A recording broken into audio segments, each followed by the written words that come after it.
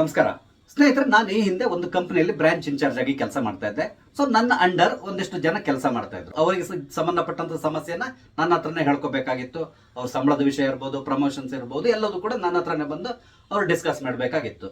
ಆ ಸಂದರ್ಭದಲ್ಲಿ ಏನಾಯ್ತು, ಒಂದು 4-5 ತಿಂಗಳು ನಮ್ಮ ಕಂಪನಿಯಲ್ಲಿ ಸ್ವಲ್ಪ ಸಮಸ್ಯೆ ಉಂಟಾಯ್ತು. ಅಂದ್ರೆ ಫಂಡ್ಸ್ ಸಮಸ್ಯೆ ಉಂಟಾಗಿ ಸಂಬಳ ಸರಿಯಾಗಿ ಬರ್ತಾ ಇರಲಿಲ್ಲ. ತಿಂಗಳು ಸಂಬಳ ಬರ್ತಾ ಇರಲಿಲ್ಲ. ಅದಕ್ಕೆ ಬದಲಾಗಿ ಡಿಲೇ ಆಗ್ತಾ ಇತ್ತು. ನಾವೇನೋ ಮ್ಯಾನೇಜ್ ಮಾಡ್ತಾ ಇದ್ವಿ, ಆದ್ರೆ ಕಮ್ಮಿ ಸಂಬಳ ತಗೊಳ್ಳೋರಿಗೆ ಬಹಳಷ್ಟು ಸಮಸ್ಯೆ ಉಂಟಾಗ್ತಾ ಇತ್ತು. ಆದ್ರಿಂದ ನನ್ನ ಹತ್ರ ಬಂದವ್ರು ಗೋಗರಿತಾ ಇದ್ರು, ಕೆಲವರು ಜಗಳ ಮಾಡ್ತಾ ಇದ್ರು. ಆಗ ನಾನು ಅವ್ರನ್ನ ಸಮಾಧಾನ ಪಡಿಸ್ತಾ ಇದ್ದೆ. ಅದೇ ರೀತಿಯಲ್ಲಿ ಕೆಲವ್ರನ್ನ ಗದರಿಸಿ ಕೂಡ ಕಳಿಸ್ತಾ ಇದ್ದೆ. ಹಾಗೇನೆ ಇನ್ನು ಕೆಲವರು ಸ್ವಲ್ಪ ತಮಾಷೆಯಾಗಿ ಕೂಡ ಮಾತಾಡ್ತಾ ಇದ್ದೆ. ಆಗ ನಾನು ಭಗವದ್ಗೀತೆ ಒಂದು ಫೇಮಸ್ ಶ್ಲೋಕವನ್ನು ಅವ್ರಿಗೆ ಹೇಳ್ತಾ ಇದ್ದೆ. ಅದೇನು ಅಂತ ಹೇಳಿದ್ರೆ, ಕರ್ಮಣ್ಯ ವಾದಿಕಾರಸ್ತೆ ಮಾಫಲೇಶು ಕದಾಚನ ಅಂತಕೊಂಡು ಈ ಶ್ಲೋಕವನ್ನ ಹೇಳ್ತಾ ಇದ್ದೆ. ಅದರ ತಾತ್ಪರ್ಯ ನಿಮ್ಗೆ ಗೊತ್ತಿದೆ. ನಿನ್ನ ಕೆಲಸವನ್ನ ನೀನ್ ಮಾಡೋ, ನಿನಗೆ ಫಲ ಕೊಡೋದು ಬಿಡೋದು ದೇವರಿಗೆ ಸಂಬಂಧಪಟ್ಟಿದ್ದು ಅಂತ ಈ ರೀತಿಯಾಗಿ ಹೇಳಿ ತಮಾಷೆಯಾಗಿ ಹೇಳಿ ಕಳಿಸ್ತಾ ಇದ್ದೆ.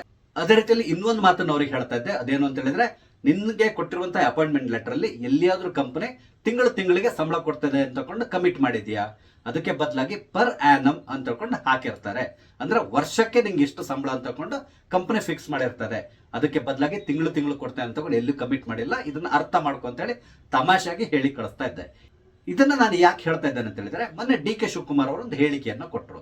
ಅದೇನು ಅಂತ ಹೇಳಿದ್ರೆ, ಈ ಗೃಹಲಕ್ಷ್ಮಿ ಯೋಜನೆ ಇದೆಯಲ್ಲ, ಗೃಹಿಣಿಯರಿಗೆ ಪ್ರತಿ ತಿಂಗಳು 2,000 ರೂಪಾಯಿ ಹಣವನ್ನ ಹಾಕಬೇಕು ಸರ್ಕಾರದಿಂದ. ಈ ಹಣ ಇತ್ತೀಚೆಗೆ ಬರ್ತಾ ಇಲ್ಲ. ಅಂದ್ರೆ ಕೆಲ ತಿಂಗಳುಗಳಿಂದ ಪೆಂಡಿಂಗ್ ಅಲ್ಲಿ ಇದೆ. ಇದಕ್ಕೆ ಸಂಬಂಧಪಟ್ಟಂತೆ ಡಿ.ಕೆ. ಶಿವಕುಮಾರ್ ಅವ್ರನ್ನ ಪ್ರಶ್ನೆ ಮಾಡಿದಾಗ ಡಿ.ಕೆ. ಶಿವಕುಮಾರ್ ಅವರು ಇದೇ ರೀತಿಯಾಗಿ ಉತ್ತರವನ್ನ ಕೊಟ್ಟರು. ಅಂದ್ರೆ ನಿಮ್ಗೆ ಪ್ರತಿ ತಿಂಗಳು ನಾವು 2,000 ರೂಪಾಯಿ ಕೊಡ್ತೇವೆ ಅಂತ ಹೇಳಿ ಹೇಳಲಿಲ್ಲ. ಅದಕ್ಕೆ ಬದಲಾಗಿ ತಿಂಗಳಿಗೆ 2,000 ರೂಪಾಯಿ ನಿಮ್ಗೆ ಕೊಡ್ತೇವೆ ಅಂತ ಹೇಳಿ ಹೇಳಿರೋದು. ಆದ್ರಿಂದಾಗಿ ಇದು ಒಟ್ಟಿಗೆ ಕೂಡ ನಿಮ್ಗೆ ಬರ್ಬೋದು. ಪ್ರತಿ ತಿಂಗಳು ನಾವು ಹಾಕ್ತೇವೆ ಅಂತ ಎಲ್ಲಿ ಕೂಡ ಕಮಿಟ್ ಮಾಡಿಲ್ಲ ಅಂತ ಡಿ.ಕೆ. ಅವರು ಹೇಳಿದ್ರು. ಅಂದ್ರೆ ಇಲ್ಲಿ ಗೃಹಿಣಿಯರು ಅರ್ಥ ಮಾಡ್ಕೋಬೇಕು, ಸರ್ಕಾರ ನಿಮ್ಗೆ ದುಡ್ಡು ಕೊಡ್ತದೆ, ಆದ್ರೆ ಪ್ರತಿ ತಿಂಗಳು ಬರ್ಲಿಕ್ಕಿಲ್ಲ. ಅದಕ್ಕೆ ಬದಲಾಗಿ ಈಗ ಏನ್ ಪೆಂಡಿಂಗ್ ಇದೆಯೋ ಅದೆಲ್ಲವೂ ಒಟ್ಟಿಗೆ ಒಮ್ಮೆಲೆ ನಿಮ್ಮ ಅಕೌಂಟಿಗೆ ಬರುವಂತ ಸಾಧ್ಯತೆಗಳು ಇರ್ತದೆ.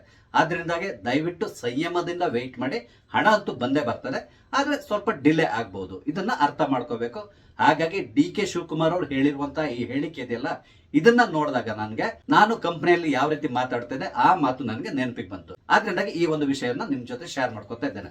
ಹಾಗಾಗಿ ಯಾರು ದಯವಿಟ್ಟು ಬೇಸರ ಪಟ್ಕೋಬೇಡಿ ಅಥವಾ ವರಿ ಮಾಡ್ಕೋಬೇಡಿ. ನಿಮ್ಗೆ ಹಣ ಖಂಡಿತವಾಗಿ ಬರ್ತದೆ. ಇದನ್ನ ಡಿ.ಸಿ.ಎಂ ಅವರು ಕನ್ಫರ್ಮ್ ಮಾಡಿದ್ದಾರೆ. ಸ್ವಲ್ಪ ದಿನ ವೆಯ್ಟ್ ಮಾಡಿ ಅಷ್ಟೇ. ಎಲ್ಲವೂ ಒಟ್ಟಿಗೆ ನಿಮ್ಮ ಅಕೌಂಟಿಗೆ ಬಂದು ಬೀಳುವಂತ ಸಾಧ್ಯತೆಗಳಿದೆ.